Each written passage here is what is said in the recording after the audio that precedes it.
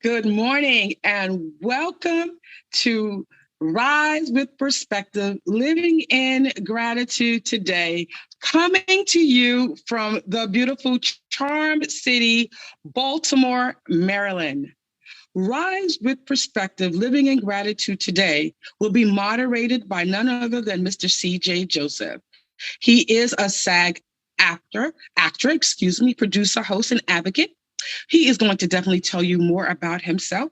But today, we want to thank those of you who are joining us from around the world and various places inside the city of Baltimore, Maryland. We are a conscious group and organization, so we adhere to any COVID restrictions or requests.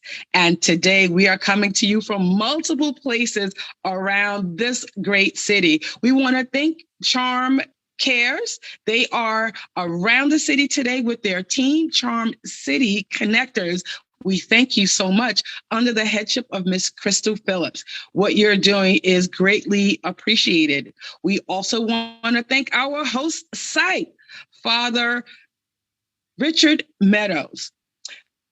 A little note, history will be made in just a few days as Father Meadows will be installed as the pastor rector of the historic St. James Episcopal Church on Lafayette Square right here in Baltimore. That will be June 15th. And it will be officiated none other than the great presiding bishop himself, Michael Bruce Curry. He and his wife, Linda Meadows, they do welcome you to join. You can continue to follow us right here on Living in Gratitude today.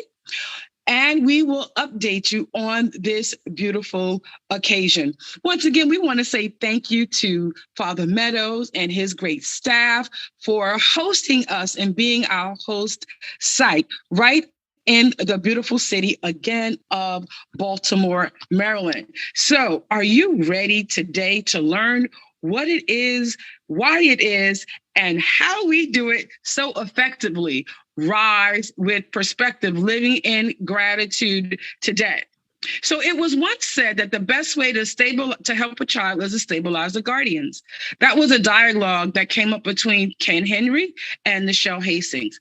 The plight of our children are in our hands.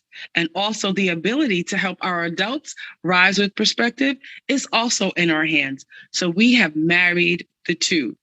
We are on a mission to show how living in gratitude today can improve your mental health and your self-esteem so that you can create a life that you love to live. Here with us today is a very special woman, a woman that is no stranger to Baltimore and the DC metro area and other surrounding communities. Please join us as we introduce to you, we call her Lady Diva Coach, Pamela Reeves, for our warm welcome today. Thank you. Good morning.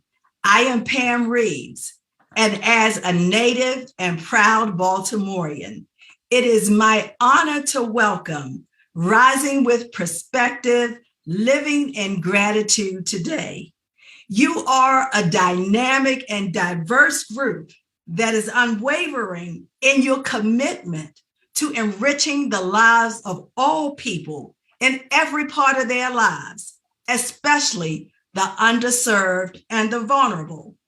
You understand the impact that societal maladies are having on all of us, and you are relentless in answering the call to action to enlighten and heal. Once again, welcome to Baltimore. We are a city that is ready to receive, embrace, and apply all that you have come to this platform to empower and to deposit in us. Thank you, Pamela. I'm sure everyone feels so very welcome. I know I feel even more welcome to be here. Now, without further ado, for the moment that we all been waiting for, you that are watching by way of live stream, you that are at the site, why don't you give everyone on this platform a round of applause and give yourself a wonderful round of applause. Our production team today is being led by Miss Emerald Parker, veteran and also a leader inside of the Tampa Bay area and district. Come on and say, hey, Emerald. She is doing a great job on the backdrop. Our gratitude champion, Shakira Williams, she is hailing from Atlanta today, but she is holding it down. You have the amazing Lisa Alvarez inside of Davie, Florida. Raphael Walters inside of Davie, Florida. We thank you for holding it down. Pastor Natalie Green, Attorney Louis Weinstein. We thank you, we thank you, we thank you. From the Pentagon to Amazon, Michael Othello Gooden. You are all doing a great job on your watch. Pastor Natalie Green, coach, and that gets you unstuck. Miss Laveda Humphrey, our resident therapist, Georgia Bryce Hutchison. We thank you, we thank you, we thank you. We cannot thank you enough. And we are getting ready to turn it over to none other than the dynamic, the awesome, the inspirational. Yes, Rachel, thank you so much for being at the border. You are holding it down all the way over there in Houston. We have your guys, Ken Henry, Misa, we have Ken, and we have CJ. And now we're getting ready to turn it over into the hands of CJ. We call him Walker now. You'll find out why. But Mr. CJ Joseph, let us say yes and amen for such a time as this. Thank you. Wow, wow, wow, wow, and wow again. Sister Michelle, thank you for that introduction. Sister Pam, thank you so much for that wonderful welcome. I am your moderator for Rise with Perspective, Living in Gratitude today. My name is CJ Joseph, as Sister Michelle alluded to. I am a SAG-AFTRA performer. I have a co-star role on CW's hit show, Walker, as Principal Haney. We all know why we're here today. We want to bring awareness, solutions, and everything that we can to help those who are in human trafficking. We have some dynamic panelists with us today to bring light, to bring inspiration, to bring forth information that can help someone. So without further ado, I am going to introduce the panelists. They will speak a quick word, and then we will do the invocation, and then we'll really dive into everything. At the top, we have Miss Maya Rubin. She is the co-founder of Rise with Perspective, the Living in Gratitude Today portion. Her approach to gratitude is original, edgy, direct, and energizing. For 20 years, she's taught city high schoolers to tap into their gratitude gangster. What? She's teaching children the 3 R's and about mental health. Miss Maya, please. Good morning, everybody. Thank you so much for joining us. I am Vismaya Rubin. I am a mental health advocate, founder of Living in Gratitude Today, co-founder of Rise with Perspective. A gratitude gangster is a person who is skilled in the art of appreciation, lives life to the fullest, and finds magic in life's challenges. Thank you so much for having us, CJ. Thank you so much for that, Miss Maya. Next we have on deck is S. Monique Smith. She is known as the longest living Jane Doe, as she was abducted at the tender age of 1. S. Monique Smith survived decades of severe child abuse, and in 2011, she published her book titled, I Am the Ancestor. So if you have not got it, please pick it up. Basically, to tell her story. Monique is certainly a bright light who is providing inspirational sunshine to others. Monique? Thank you guys so much. I am so honored that you guys have taken the opportunity, Rise with Perspectives, and basically living in gratitude today. Today, when human trafficking is at an alarming rate, who am I? I'm the survivor, an author, a director of a movie entitled The Longest Living Jane Doe. I'm also the founder of CAM, which is a community-based initiative that not only spreads awareness about missing children it's human trafficking as well, but we also share information about the resources that can help survivors, that can help victims actually transition back into a world of normalcy after such a tragic situation. And we have grown just from Baltimore, Maryland, to the entire DMV area, which means that we saw how the heightened process became, and we really increased what we could do together in a volume such as what we're doing today.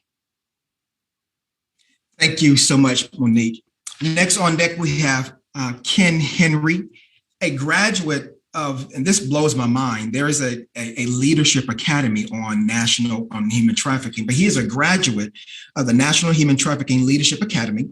Ken is fighting on the front line of human trafficking. Of the many roles that he has, he currently serves as the Human Trafficking Coalition and Expansion Manager for the United Against Human Trafficking in Houston, Texas. Ken's passion, his compassion, his energy, his excitement, his leadership in human trafficking, he is certainly making a difference in this space. Brother Ken. Thank you so much for that introduction. And thanks for everyone. I just want to give a special shout out and just major gratitude for the entire Rise with Perspective team, with our stakeholders here on the ground, Ms. Monique Smith. You guys are doing a great job. Clergymen, Richard and our beautiful, sister who just spoke, Pam. I just thank you guys because, we could not make such a major impact without having you guys and Pastor Turner and these folks that are here on the ground. That really gives us insight. So it's just partnering, it's collaboration, it's national collaboration. That is what it takes. So I'm fired up to be here. I feel like you guys are my tribe. I feel like there's a major just a wealth of knowledge, wealth of resources. And like Brother CJ said, there's what I love the most. There's nothing but love and compassion here. And that's what we need to end this thing. So thanks for having me. And I'm grateful to be here with you guys. Thank you. Thank you, Ken. Next on deck is we have Roger DeHart. He is a Broward County bailiff. How he got involved in the human trafficking space is what he witnessed in courtrooms. And he's the founder of a nonprofit called First Stop, saving teens and others from predators. Folks, this brother has walked from Miami to the steps of the Capitol 4 years ago. So basically, this is his fourth year anniversary. Over 1,065 miles to bring awareness to human trafficking. We cannot appreciate you enough, Roger, for that long haul that you demonstrated. So with that being said, please speak a word. Thank you so much for allowing me to be here. And I'm listening to the people on the panel. I feel so honored because we have some heroes on this panel. My purpose in life is to try to be whatever voice I can for those that's hurting, for those vulnerable, especially as a man. I try to come from a man's perspective and offer, like I said, being a voice and a protector. So whatever I can do to try to make a little difference, I'm totally down for. So thanks so much. Thank you. Thank you so much. Next we have on deck is Becca T-Bond. She's a certified health, fitness, and life coach. She's the creator, you've seen it on TV, the 17-minute workout and the power bands. Using Becca's specialized design resistant bands, you can break free from which you resist that persists within you. Becca, please.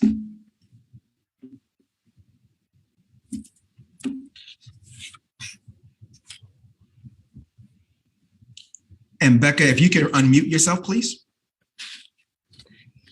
I am so humbled and honored to be part of this group. This is the third time God has asked me to step up in this arena for child trafficking. And as a slow learner, I finally said, I hear you, I feel you. And the magnitude of the people that are surrounding this is helping me to rise up into my essence as well. So I am a newcomer on this whole journey. So I want to beckon to everybody else who is out there, who is a newcomer, who's listening to this, imploring you that we can all take steps to do something, to make a difference, to impact the lives of others. I hope to share with you during my conversation how 17 minutes can change a life. Thank you. Excellent, excellent. And just kind of veering off the topic just a little bit, they've already been acknowledged, but I would be remiss if I didn't. To Team E and G, Emerald and Ginger, thank you so much for what you're doing behind the scenes. Even though you can't be seen, you're controlling the scene. Thank you so much for that. Big time shout out, BTSO as I call it, big time shout out to Father Richard Meadows and his wonderful wife, Linda. They have been so gracious hosting us here in Baltimore, the Charm City. He will be the pastor of the Episcopal Church of St. Michael of All Angels. And basically, now, with that being said as well, with Jesus, we appreciate his parables, his teachings, and also his miracles, and of course, his crucifixion. But Jesus also broke bread. So with that being said, Father Meadows basically took us to Angie's Seafood last night, and we had to break bread because we have to eat and nourish our bodies as well. So shout out to Angie. Thank you so much for your graciousness on hosting us last night. We appreciate you so much. Next on deck, we have Susan Summons. She was a national coach of the year. She's a former pro basketball player, a dynamic motivational speaker who was named 100 most influential sports educators in America. She's going to be our cleanup woman, folks, a keynote speaker, and will provide a very powerful and soul-stirring and soul-changing speech about modern slavery and waking up to humanity. Sister Susan. Thank you, CJ. I'm honored always to be a part of such an amazing group of human beings that are focusing on changing lives. And we know nothing can be changed unless you decide to make that change. So I'll talk to you a little later, and I'm honored to hear from everyone on this panel. Rock. Excellent. Thank you so much, Susan. And last but not least, we have Pastor Turner, approaching a year in September of being the shepherd at Empowerment Temple AME right here in the Charm City, Baltimore. Pastor R.A. Turner is a present age servant and speaks truth to power and he will provide our invocation. With that being said, Pastor Turner, please. So delighted to be here discussing this very important topic and amongst people who I greatly respect and admire. Would you all please join me in prayer? Dear Lord, our Father, we are praying now for all of those who have been caught in this sex trafficking industry. We pray, God, for them. We pray that you protect them and keep them and deliver them. We pray, God, for those who are on this panel. We pray, Lord, for those who are watching, they be inspired, that they be touched, that your word rings true and that your wisdom is ever present. In your name we pray and ask it all. Amen. Amen. Amen. Thank you, Pastor Turner. All right, folks. Well, you know what we're here for, so we're just going to dive right into it. Since we in a host city, Baltimore, we're going to kick it off with someone who is holding it down as an ambassador for Rise with Perspective, Living in Gratitude today. So I want to kick it off with Monique. Monique, you have such a tremendous story in regards to child abuse, in regards to not knowing who you are. That's just incredible. Can you speak on your journey for a bit on how you've come to know who you are and how difficult that was? Yes, it was a very trying journey, basically, and I've used my story as a platform to be able to show that, there are individuals that are out there that need help. All missing children are not dead. People forget about the missing milk carton kids. And just as fast as a child could be abducted and then forced into human trafficking, 1 year, 2 years, 3 years may pass. And people will assume that the individuals are deceased. Well, after 50 years, that's exactly what happened to me. Everyone just assumed that I was deceased. So back in 1968, I was abducted from my mother in another state, which means I was trafficked across a couple of states in the care of these individuals. And I shouldn't really say care, the horrific abuse that I endured mentally, physically, sexually over a long period of time. And then even though I escaped that to start fresh and to start new, just being manipulated and groomed into the life, which was just going from, as they indicate, from the fire to the from the pan to the fire. But again, God kept me straight. He kept telling me that there is more meant for you than what's actually out here. So I continued my journey. I wrote the book, I Am the Ancestor. Before I die, I must share my story. And that's just to tell people you're not who you were in your past. That's not who you are. God has something for you greater. And he spared me. He spared my life twice, near death, to tell me to actually lobby and campaign for other people. I did it for 20 years and had no clue. I was in Ancestors.com, 23andMe. I am listed on the National Center of Missing and Exploited Children as missing child number 120-1298. Now, there are over 490,000 children that go missing, and a large volume of them are trafficked. So we're not here just to talk about my story. It's what this organization, this Rise with Perspective, what are we doing today to actually stop and eradicate child abduction and human trafficking? The sex trade is increasing. It's $1 billion. $1 trillion industry. And again, if we're not looking at it and address it, this is not a foreign situation. It's not happening in another country. If you have a zip code, there's trafficking, and it's happening right here. I've been so blessed and fortunate to be with some alliances we've created over the years, and we're helping portals in the DMV area. That's from Virginia, DC, and Maryland. I am so proud of what Baltimore is doing, and to have you guys come in and actually see our work, but the work that you guys are doing as well, that's in Florida, that's in Texas. Do you see what we're about to do? You know, this is how we're going to create a greater platform to just elevate humanity again and get them involved in shutting down what's happening with trafficking. Excellent, excellent. Now, Pastor Turner, when we had our first symposium in Houston, the kickoff city, we didn't have anyone there from the cloth represented. But now that we do, we wanted to pose a question, a generalized question about the church. In your perspective, what is the role of the church in regards to human trafficking as it relates to mental health? Thank you for that question, and thank you for having me. I feel the role of the church should be a lot more than what it is, to be quite honest, and it's sometimes not as active as I would like for her to be. The church really does not talk a lot about sex, let alone human sex trafficking, despite the fact that it is a major issue, and it is our current day slavery, right? Women who are sold into sex slavery, they are slaves. And the Bible is very saturated with scripture about liberation and freeing people from yokes and bondages that have them bound. And you have people who are in bondage to lust and people who are actually in bondage to sex slavery.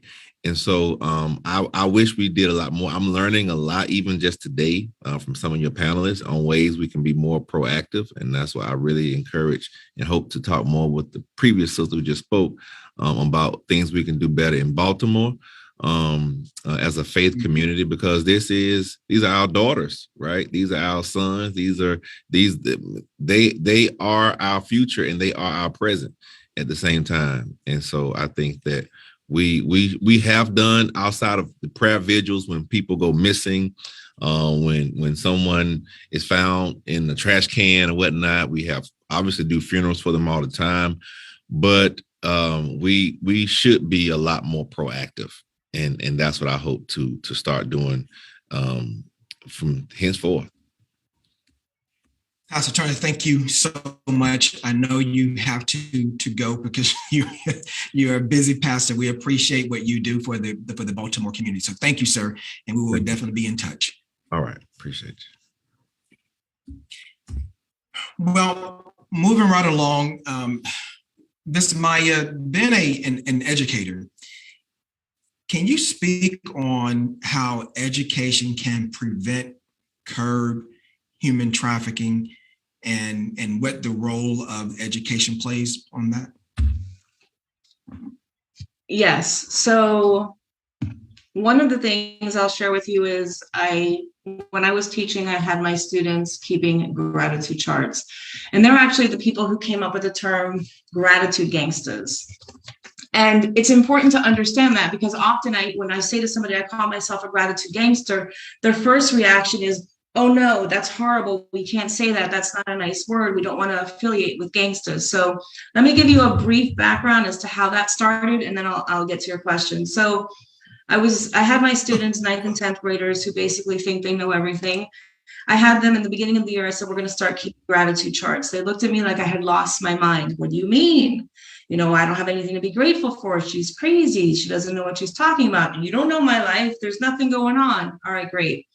So they were constantly reminded, and I think that's part of the important part, is the consistency.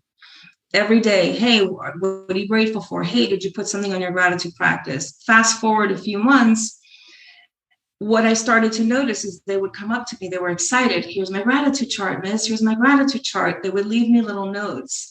Do you know that, what I've realized is that I spend so much time with my family. Do you realize that what I've learned is, my brother and I've noticed we haven't been arguing as much. What I started to see is that when I get upset, I realize that if I do something nice for somebody else, that lifts me up. So they started to notice things on their own. So what started to happen is that their paradigm of their life shifted, nothing else. Right. It was just the lens they saw their world. So when we teach these kind of skills in schools and we make them just as important as some of the other skills that we teach, we're giving our children a safe place, a safe space. And the way that I teach gratitude is I always tell people to look at their gratitude wins. And one of the components of gratitude wins is, what did I do for myself? So the W is who or what made a difference for me. I is what did I do for myself, for others? And that's a great motivational piece. That's a great piece to build self-esteem, to boost self-esteem, especially when we write down our gratitude wins, because the more we start to see the things that we do that are well, the more we start to change our perceptions even of ourselves.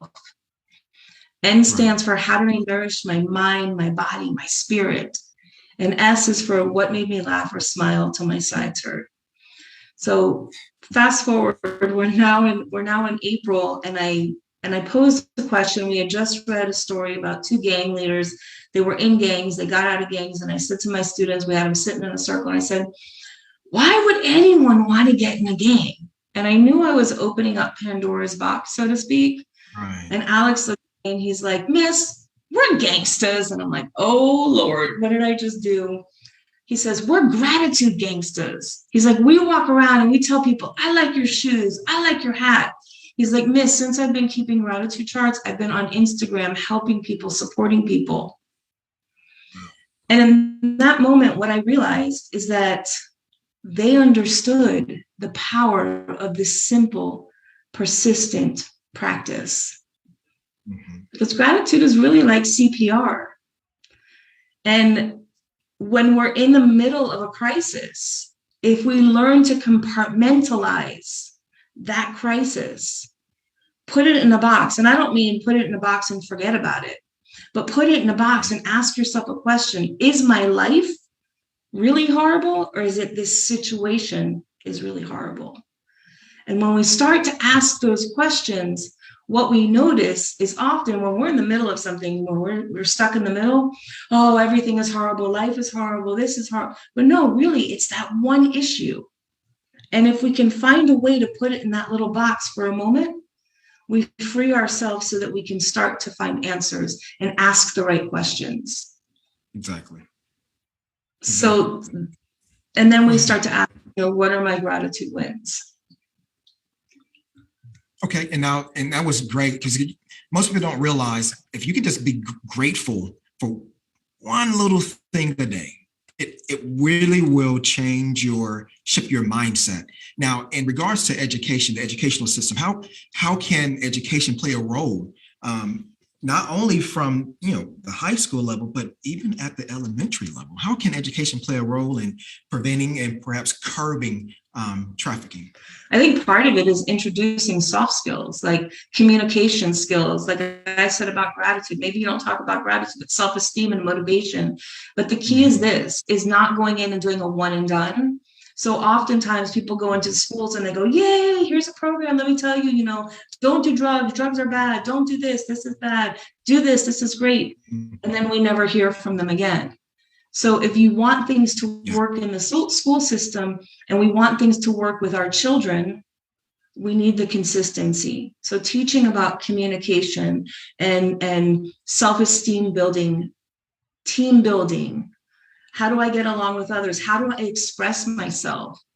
The ability to express myself, that it's okay to feel things, that we don't have to, be like everybody we see on social media. Those kind of conversations in schools, and I understand teachers are overwhelmed, but those kind of conversations in schools really not only open the door to stopping human trafficking, to stopping addiction, to stopping abuse, but they open up pathways where our children are then open and able to receive the information that the brilliant teachers have to share. Right. Excellent. Wow. Ken, now you basically stated that you didn't find human trafficking. Human trafficking actually found you. I stated at the top that I was doing your introduction. I was just really blown away that there is an academy for human trafficking, and not just an academy, but a federally funded academy. Can you speak on how that academy works and who can actually attend the academy? Yes, a great question. So it's interesting because we're the first class, meaning we're the testers. And so we helped work all the kinks, and we, they've grown since then, which is great, but it was a wonderful experience. So this is put on and funded by some of our biggest funders here nationally. And the whole concept behind the academy is that, which I thought in my mind, and I still think it's such a beautiful thing to see, because basically the government was saying, hey, we realize we don't have a grip on this thing. We don't really understand. We need to get what we call experts in a room together, and not just one time, but we need to have them bond and have masterminds and think tanks consistently. And you guys are going to come together. And what that means is survivors, male and female, survivors of trafficking, both labor and sex, immigration workers, attorneys, law enforcement, service providers. And you're put together to come up with recommendations for the government so they'll know where to start, putting money reserves, where to, put other resources in place. And so this has been going on, and it's amazing because you also have a leadership component. So not only are you learning, bringing your expertise together from everyone and learning from each other, you're also being taught with CORO. CORO is a national fellows program, leadership programs, and you become a fellow after that as well, because so it's a phenomenal program. And what they do, who can become, normally it is if you have to be a grantee of one of the grantors, and they choose from within that network, but it's national. So if you already have been awarded a grant from one of them, they'll choose in that court, but you have to submit your application. You can nominate folks, which is a big deal. You can nominate someone, for the academy as well, and then they will research them. But amazing program, and so many of us are still so connected. And that was 2017. Some are on the U.S. Advisory, Human Trafficking Advisory, just out there doing some great work, and we're so connected. It's like a fraternity, because I am one, probably the greatest, Kappa Alpha Psi, just a plug. But it's like that network where you stay and you take care of one another, and I love that. So and we're all over the United States, which is wonderful. So. Well, folks, we now know we have a man with a cane on the panel. Okay. Brother Roger, we know we talked about your story of walking 1,065 miles from my home state of Florida to Washington, D.C. As a courtroom bailiff, what are some signs that someone can see, some warning signs that of a potential victim that could be trafficked or it could be in the midst of being trafficked? What are some simple, subtle warning signs that someone can actually pick up on? I think for me, I've learned, especially from talking with, I have some of my best friends are survivors of human trafficking. You know, and each person is different. Each person, they've experienced different, situations. And so with that, a few signs I've learned are isolation. That's one. You got, some physical damage. You have change of mood, change of attitude. Being withdrawn. You have where sometimes the materialistic things. All of a sudden they're starting to acquire different things, and so but working as a bailiff, it's kind of hard to kind of see that. You know what I'm saying? When the cases come in my courtroom, it's mainly because someone's about to get prosecuted, and so I don't see what goes on before then. So that's what I'm saying. Talking to survivors and learning from them, that's how I learn, and that's how I know the certain signs to look for. Right. Okay. Well, thank you for that. Yeah, Becca, did you have a question, Roger? No. I wanted to add, if I could, to that question that you asked. So, there are many red flags, but, just some of those, you can look at as far as someone who is not in control of their own personal items, like identification. They can't control, money. If you're talking about students, here's where someone like Vismaya comes in, because if a student is missing school often, if a student is showing up sleeping, like fatigued a lot, because sometimes they're forced to go and work in the morning or early, late nights.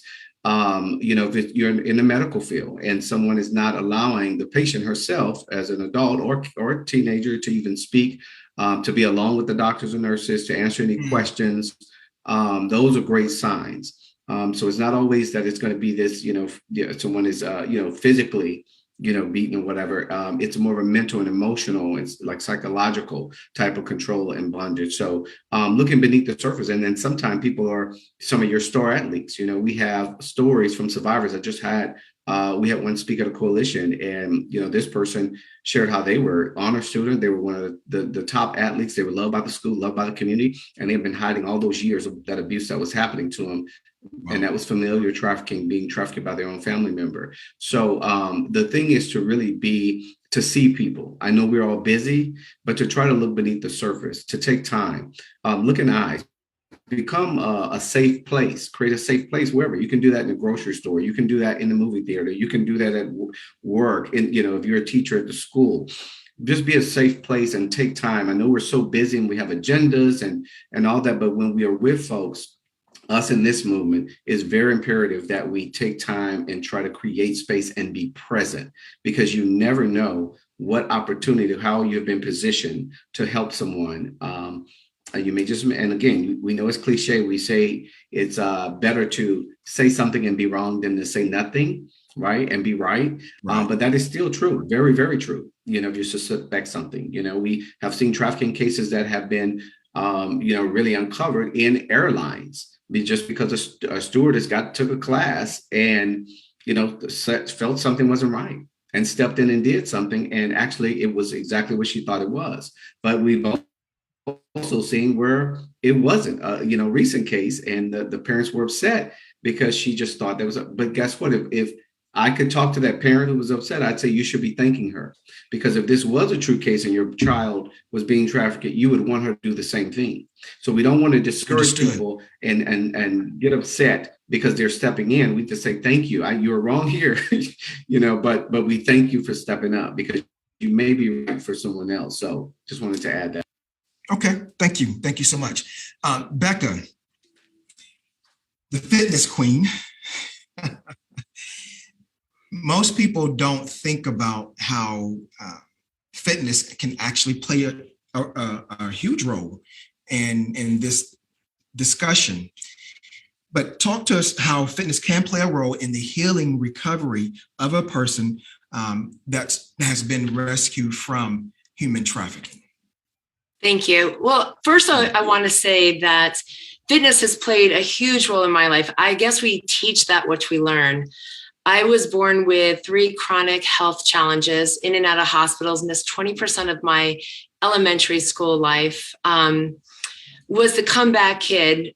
And fitness, being involved in sports, being involved in a scheduled, organized community, I think is what kept me out of trouble. But I didn't realize it even until my older years, where my self-esteem from not being part of and feeling like I fit in. So as a fitness coach for 37 years, I've touched over 10,000 lives. And what I've seen consistently is how when somebody stays consistent, that they themselves feel stronger, not just in their body, but in their mind-body connection. I created a lifestyle transformation code, which allows people to close their gaps, see where they are and where they want to be so that they can get to where they want in life. This calling to be part of this movement, this team, is such an honor. And I thought, how can I make a difference? Truly, listening to some of the stories that are being sown to us are mind-boggling. But I can see strongly and easily and clearly how the effectiveness of my program, the simplicity of my program can help. So I want to share this with you. Whether you're engaged in fitness or take a backseat to the movement, I think we can all agree that science shows that there is a direct correlation to the benefits of exercise in your physical health, including reduced risk of cardiovascular disease, managing blood and insulin levels, keeping our mind sharper, promoting healthier weight, and the most important, better posture improves individuals' outlook and confidence. So today I want to address these 2 things. The first being the critical aspect of how exercise improves individual outlook and confidence, encourages the development of what I consider self-leadership, that mind-mental muscle. Sure. And this is where desire, determination, and discipline are born. So this particular muscle can be the saving grace, especially during hard-pressed times. It's kind of like some of the other things that everybody has talked about. When you have that thing to fall back on, you're more apt in the situation to be stronger in the situation. Unfortunately, there are many that are not given this opportunity. And so I feel with this platform that we are creating, we are going towards a bigger and grander scheme. And when I use the word scheme, modality, to create opportunities to touch the lives of people that are in minority, more trafficked areas. Understood. And to create something for them. My second conversation is of Darwin's survival of the fittest philosophy and how that plays on our society as a whole, specifically for those who are targeted during trafficking. According to a Harvard study, exercise not only helps you live longer, it helps you live better. There's countless scientific studies that prove and show that fitness programming can have a dynamic effect and encourage healthier behaviors and patterns, healthier lifestyles in neighborhoods, and identify and address the vulnerabilities that come about. So my goal is to create and allow this whole union from this mind-body connection using the 17-minute fitness program and put these in the hands of people that are in trafficked areas, and in the midst of all the coaching, show how creating a stronger body-mind connection can do 5 things. And I know we need to bring this together. Again, building the strong. I'll tell you what, Becca, put a tab on that just really quickly, but we're going to come back to that one. Okay. Perfect. All right. Excellent. Monique, since you have boots on the ground here in Baltimore, what is the city of Baltimore doing to help victims of human sex trafficking, and what programs are accessible to those who need help? Yep. Baltimore City has taken an aggressive approach by making sure we had things in place. I can go as far as the Baltimore City consent decree that everyone knows about across the country is actually assessing and evaluating the police officers and how to respond to a missing person. And again, we know a high percentage of individuals that are trafficked are often reported missing. That's huge. That is huge, because normally there's a 24-hour or 48-hour wait before a report is taken. Like, time is of the essence. Within 2 hours of abduction, an individual is usually physically abused, mentally abused, physically abused, and or murdered. So that is great strive. The state of Maryland just provided the proclamation for Missing Children's Day. And that was an amazing process. It took like over 4 years for that to happen. And then ending child marriages, you know, where, again, somebody who could be with child at the age of 15, you're forced to marry. Maryland or Baltimore was the hub for individuals that could bring somebody. They were 30, they were 40-year-old men bringing young girls here and not giving them an opportunity to speak for themselves later on. That's definitely something we saw that was a problem in the issue and how we fixed it. Now, the boots on the ground is the street outreach. We're reaching people, a population of people in abandoned homes that are late at night that really need help. They need to know the resources out there. They want to be loved on and poured into, maybe because they made the wrong decision in life or were forced to make those types of services to people. And with that, it helps them transition out of that lifestyle into a way of normalcy. And that's what we're asking. I heard you ask the question to Pastor Turner earlier about the role of the churches. Is that will be a phenomenal thing right now. The churches help homelessness by feeding the homeless. So if you have a trafficked individual and may need to have a drop-in center just to take a bath, maybe to use the telephone to call a loved one. Maybe it's their time that they want to say, I want to get out of this life. The pimp or the John is holding me captivity just long enough to get out here and give them money. We can change all of that collectively. And that was a powerful question that this panel asked today. And hopefully it's something that will go across the country. You know, Monique, that makes a big difference. I know we talked about that. I brought up that question last night during our feast, and how, you know, the church can play a role in regards to, you know,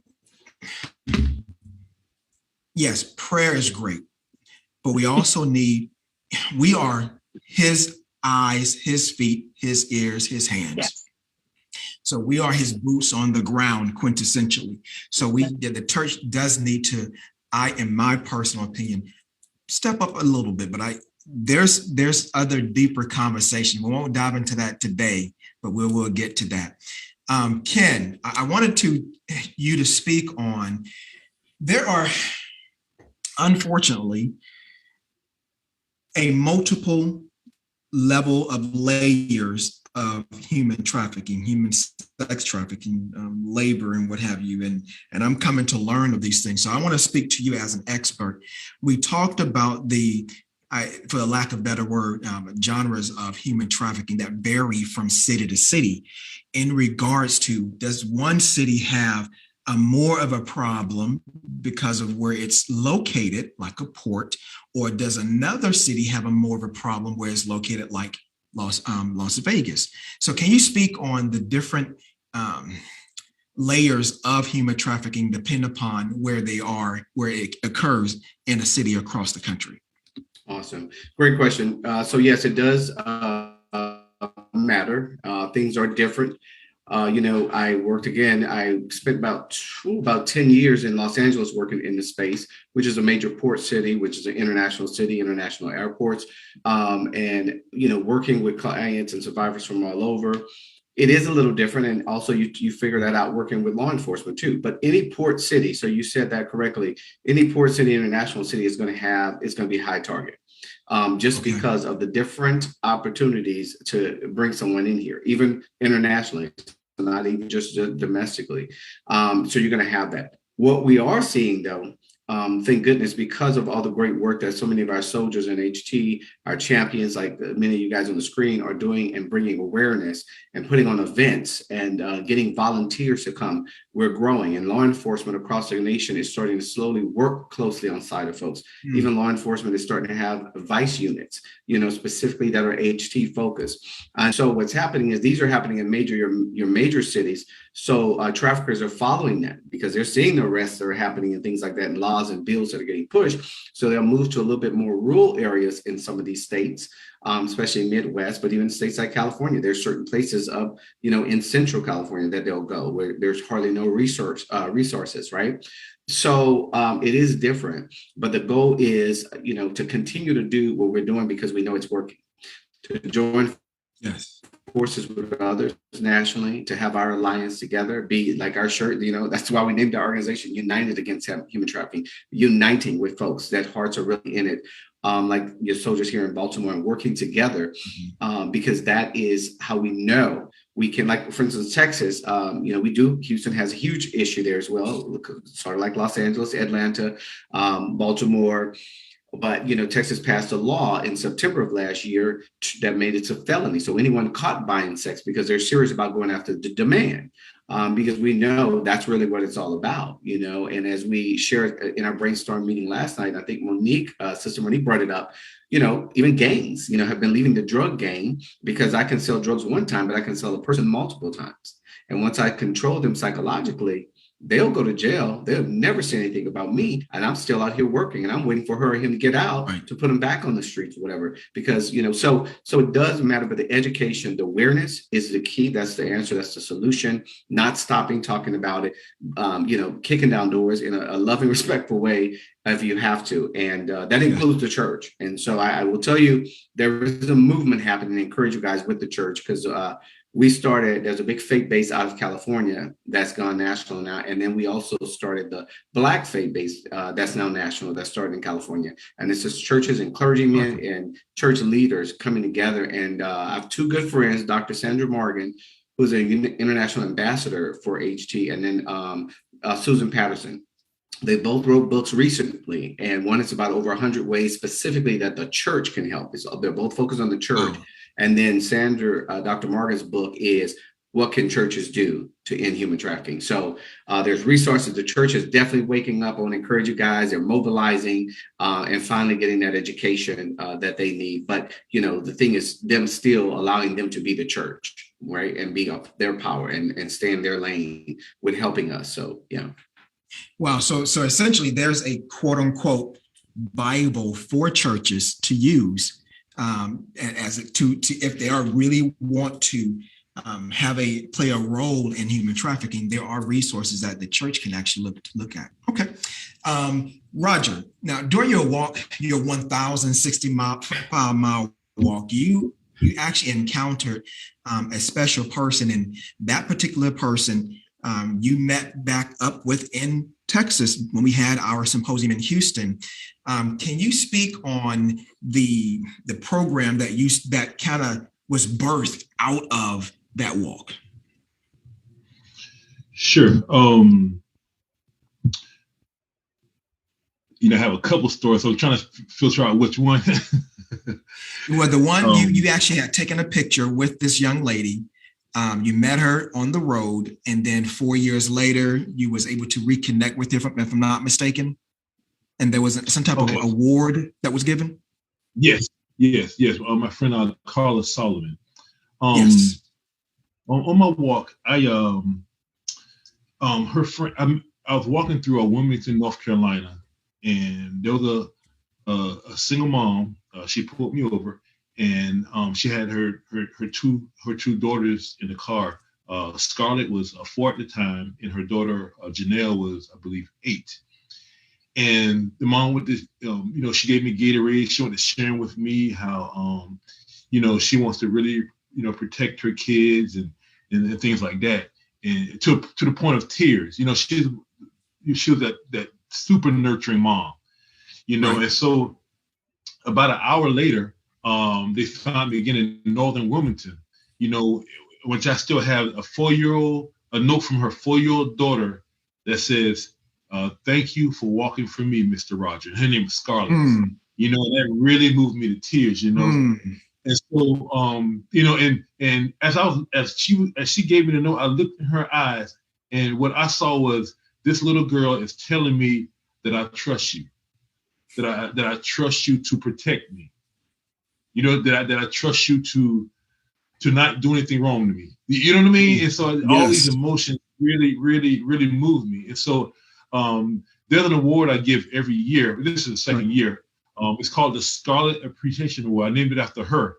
Wow. This is a sign of, please be praying, because I'm trying to reach Scarlett and her mom, because I think it'll make her day that if she understands there's an award named after her. You know what I mean? So I'm reaching out to people in Wilmington trying to get her, you know what I mean? So so this past last month, there was a survivor. Her name is Carla Solomon. We're great friends. She lives in Texas. And I heard her story a couple years ago, and it's one of those stories that just stays with you, And so I told myself, if I ever got a chance to meet Carla, I would love to give her the Scarlet Appreciation Award. So I reached out to Carla, and last month she invited me, because I told her, invite me to an event that you want me to present the award to. So it was one of the most moving times of my life, because again, me as a man presenting an award to a hero, it meant the world to me, Yes. Wow, man. Listen, Roger, man, you're tugging on the heartstrings here, man. So the Scarlet. Right. Well, wow.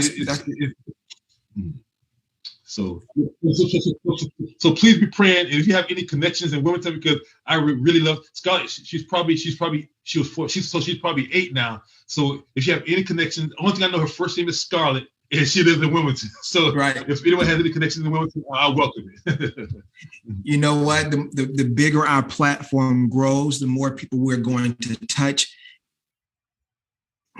At some point, that will be a connection made. Monique, back to the ambassador that we have here, the grounds, the boots on the grounds. And now, because of you are the longest living Jane Doe, and you went through the process of trying to, it sounds crazy, but trying to find yourself, find who you are. What is a resource or resources that someone who may be in a situation like you, but they can utilize to, quote unquote, find themselves and figure out where they came from?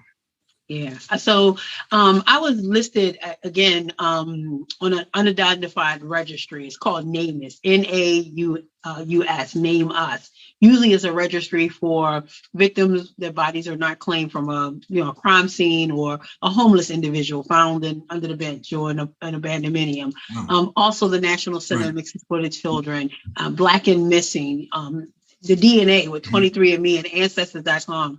There are portals popping up all over the place. So the goal is to make sure that you utilize every resource that's available. And this is great that what we're doing today with Rise is that we're showing people, once you actually apply yourself to resources that are being made available to you, to use them all. And that's what happened with me. And in my case, I was able to, no one was in Ancestors.com, which is really odd. And no one was in 23andMe. And so it was really difficult, but I was so fortunate enough to find a facial recognition through CC Moore with Nightline News and the DNA detective team. And that's how we were connected. And there were 7 surviving sisters from my abduction in 1968. And it was just a beautiful thing to have that reunion. And I'm still, as of today, working with law enforcement agencies and other state officials to actually have my true identity, date of birth, and age back, like living with no passport, living with no birth certificate. It has been a huge struggle, but I was blessed in so many other ways. And this is why I give back, to make sure that here in Baltimore, here in Maryland, the average age of an individual being abducted and or trafficked is between 12 and 14. That's male or female. And you lose your identity. And I had a chance to say, you know what? God spared me. I'm the ancestor. Regardless of my past, I can take, control of my life today. But then to be able to take control, live a normal life, and then be able to pour back into my community. I'm probably in well over 25 years, and I'm very proud of that. And I am so looking forward to what Roz is doing, like living with this gratitude. That's how I've always lived. And to talk to pastors today, and I think I congratulated UCC last night and Ken. You don't see a lot of men stepping up.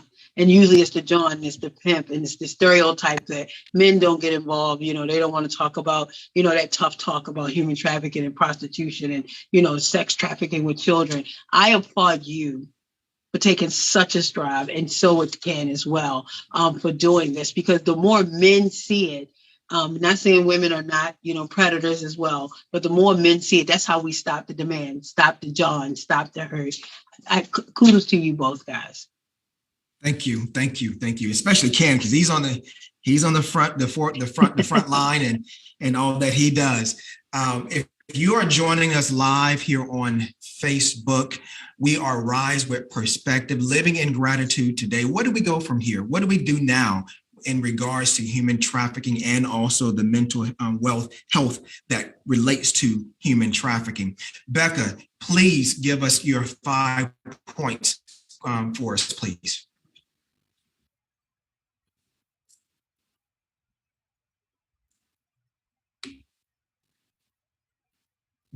Becca, can you unmute yourself, please? This is my first time doing Zoom. Not? Okay, so Rise in Perspective, Living in Gratitude. We're looking at both the grassroots workshop, getting down in the trenches, as well as providing virtual access. And so creating consistency using positive habits, flooding the body with dopamine, adrenaline, norepinephrine through the fitness, causing a happier outlook and perspective. Bodily healing, the strength of survivors gaining reentrance and giving them the authority over their body, releasing the shame, pain, resentment, and blame game that has been going on for them, as well as prevention from predators, as I talked about, giving the individuals a stronger foothold on themselves, creating a stronger interface with them with social interaction, not putting them by themselves, creating a stronger level of self-love.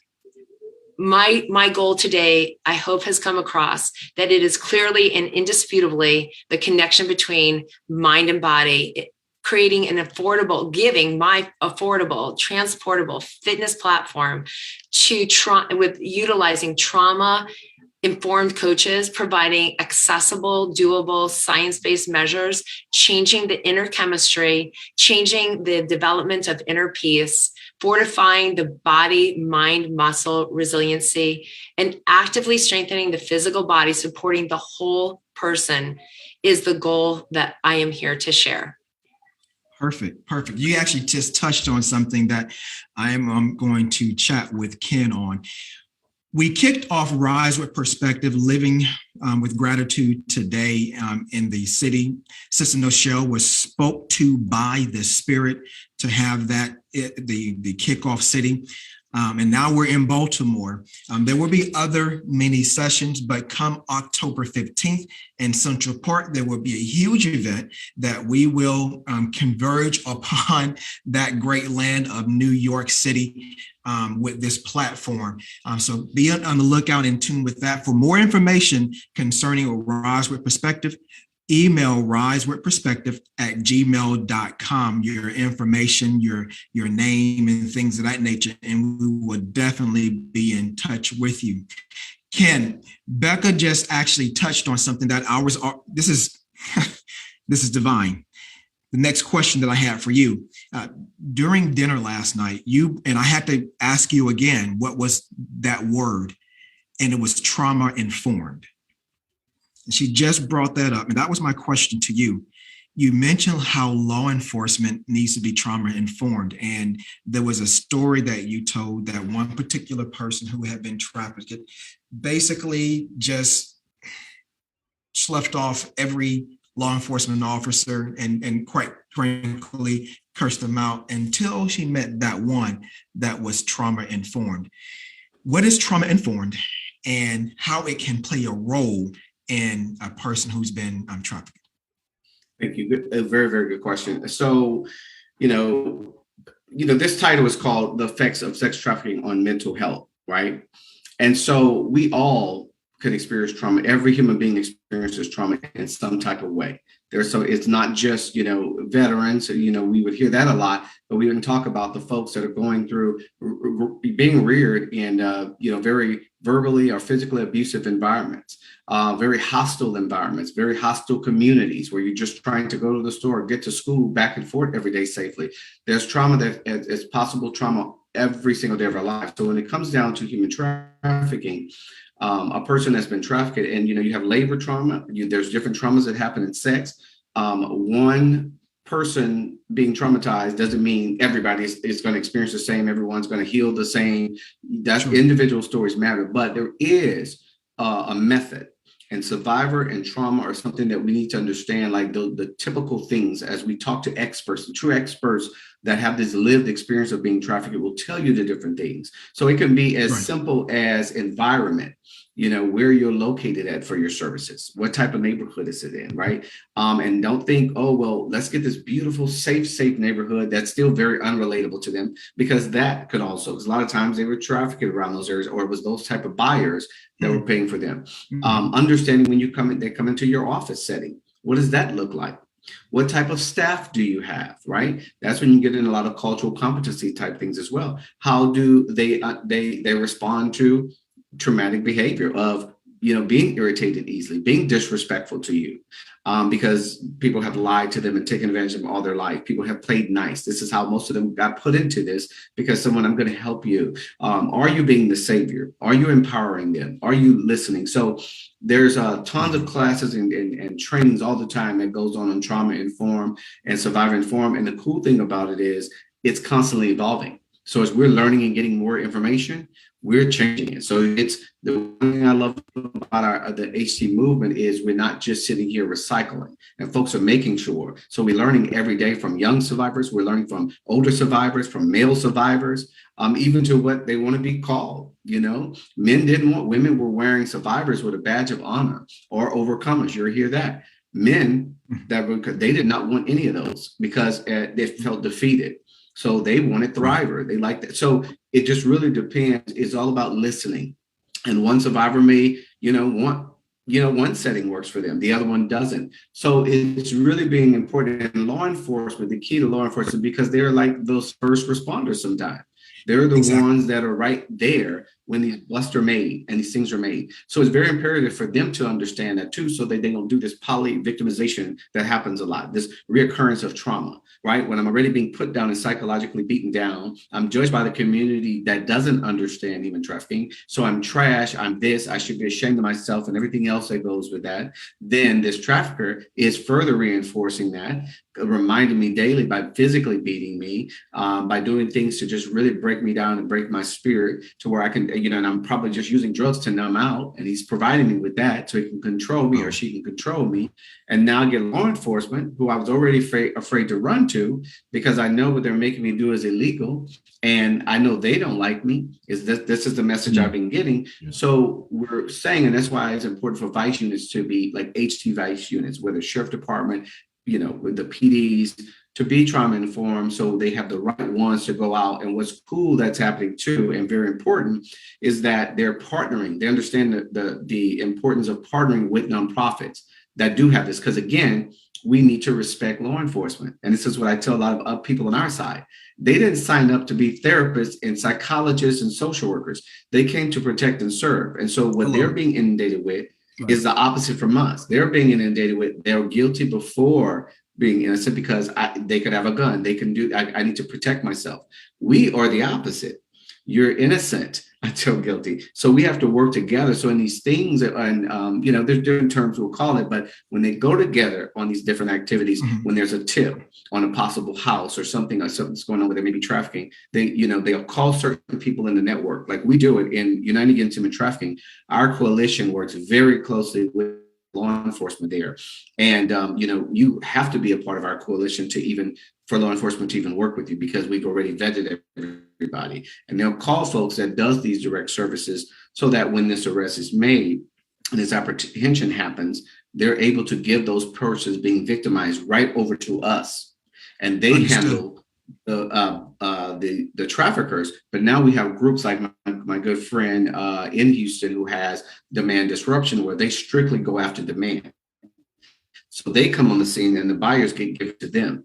And so this is really great united effort with everybody working in their expertise. But the beautiful thing is the survivor is not re-traumatized because everybody is trauma informed and survivor informed. So it's a beautiful marriage. Well, I mean, there's a lot to unpack. I mean, there are some questions that kind of I created in my mind just with that information because you have a wealth of information. But we are kind of winding down, but I wanted to touch on really quickly, Monique, you basically informed me of some information last night when I left my phone in your vehicle.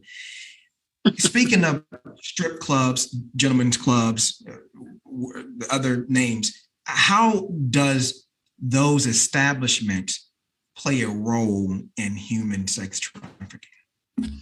Well, you know, it's a breeding ground, and it's really not a great thing.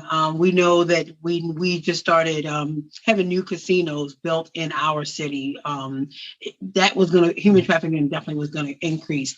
Anywhere there's an opportunity for large gatherings, celebrations, we're talking the racetracks, the Super Bowls, which is well known for high increased volumes of trafficking that actually goes on. It's really something that we need to focus and pay attention on. Of course, the owners are really not going to always do what they should do. If you get an individual coming looking for employment at a bar, are you making sure that they gave you the right identity? You know, they could have given you false identity so they could actually serve in the wrong capacity. It's really sad.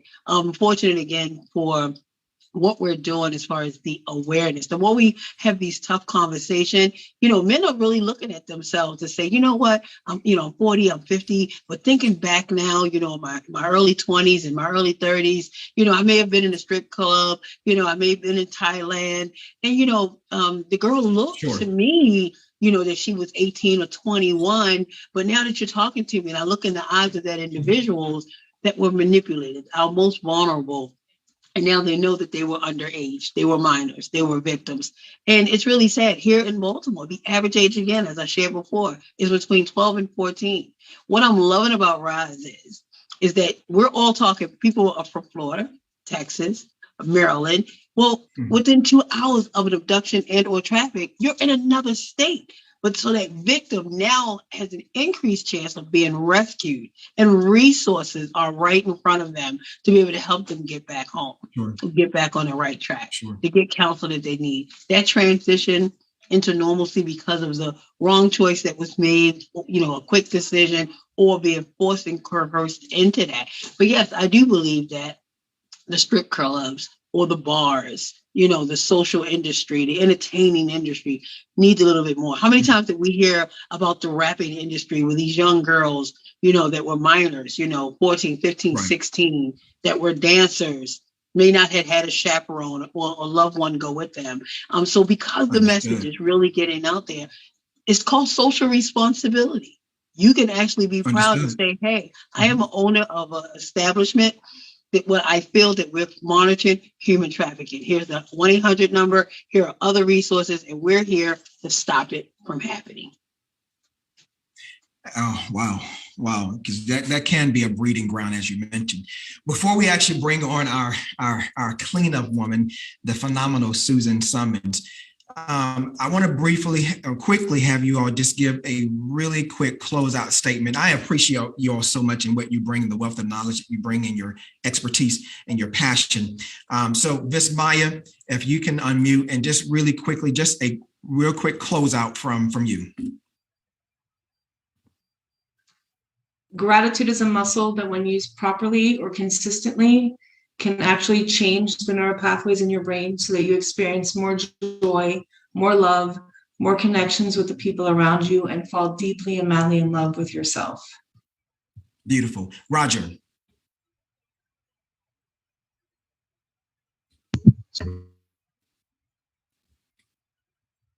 Roger, you're muted, sir. Sorry about that. Okay. I leave you everyone with one phrase, and I have to often remind myself of this: you are not your mistake. Thank you, sir. Ms. Becker.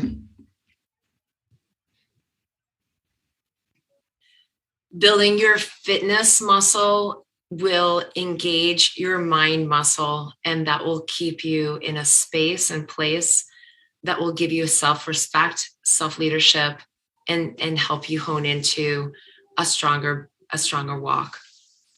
Thank you. Ken.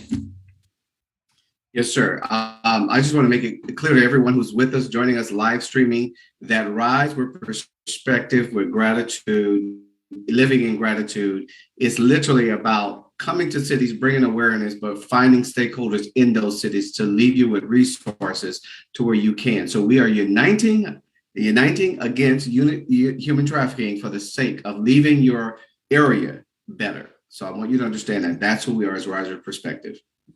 Thank you, Ken. And Monique?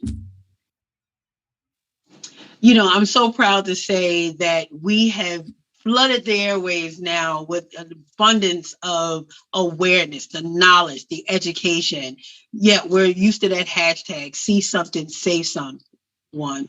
But at this stage of the game, now that we have the resources and we're building, creating new laws, we can actually see something and save someone.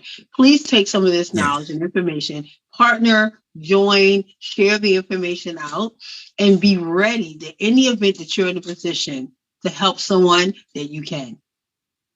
Thank you so much. Now, to close us out, we have the phenomenal Susan Summons, who is again, she's a Hall of Famer. So Susan, please come aboard and close us out with your information you have.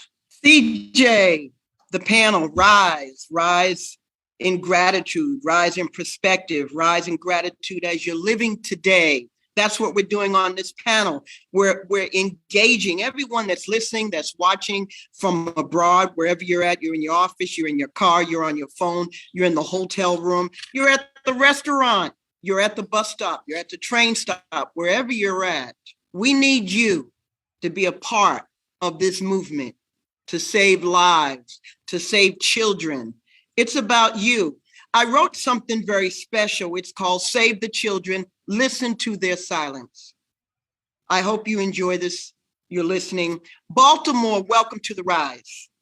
Yes. This is supposed to be America the Beautiful.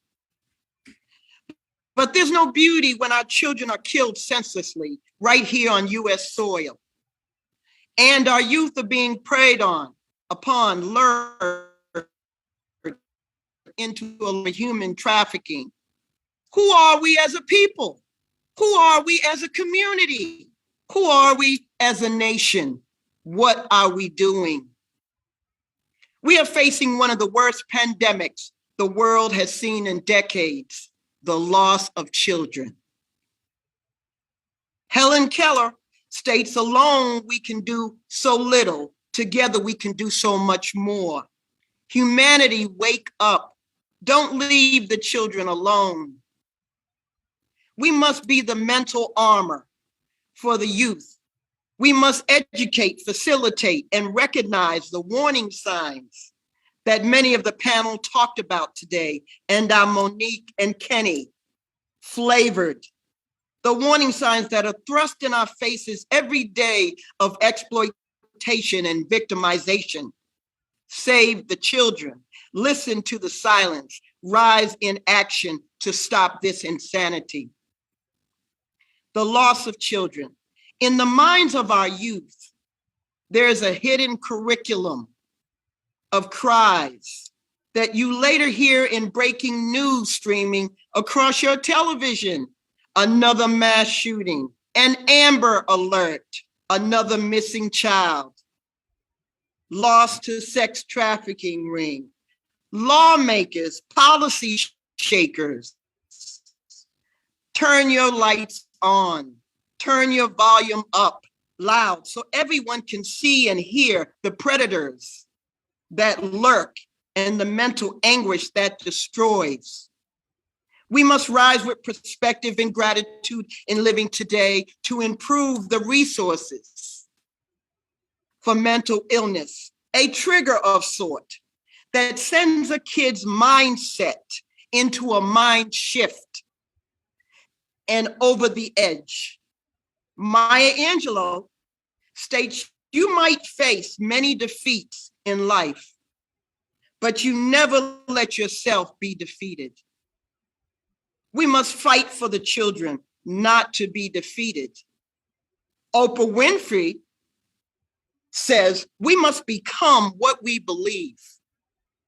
As parents, educators, CEOs, presidents, you have the power to create a stronger foundation to safeguard and enrich your child's life with spiritual, physical, environmental, social, love, and emotional good health. Save the children. Listen to the quiet, in the cries for help. Listen to their silence. Rise to protect their innocence.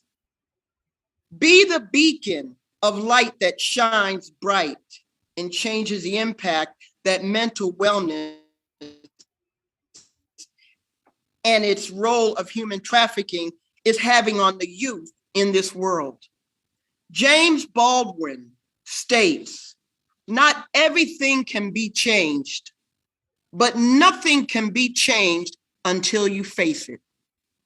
And that's what RISE is doing. Face it. America the Beautiful, put your superhero cape on together. Let us make a difference for the children. Say no to gun violence. Say no to sex trafficking. Say yes to education. Say yes to mental wellness. Say yes to life. We must win the battle. We cannot give up. We cannot give in. As a nation, we are built to win. Thank you. We all rise in gratitude. I'm grateful. The first time I heard you speak, I said, wow. I say again, but this time, I say, wow. Susan, thank you so much for what you do, for your life work, for what you bring, which is so valuable to RISE with Perspective Living and Gratitude today. We appreciate you so much from joining us and carving just a bit of time out of your Hall of Fame weekend schedule to grace us with your presence. We so much appreciate you. Well, we are preparing to close out this live session. Although we have converged on the Charm City because of COVID, alliteration, I love it. We had to go in this live space. It was not the way we wanted to do this. However, we wanted to press forward and continue the work that was assigned to us. So with that being said, one of the things we're going to close out with is Adrian Muldrow, who actually happens to be Sister Nichelle's cousin. He went from an orange jumpsuit and traded places with a black bow tie. Excuse or circumstance.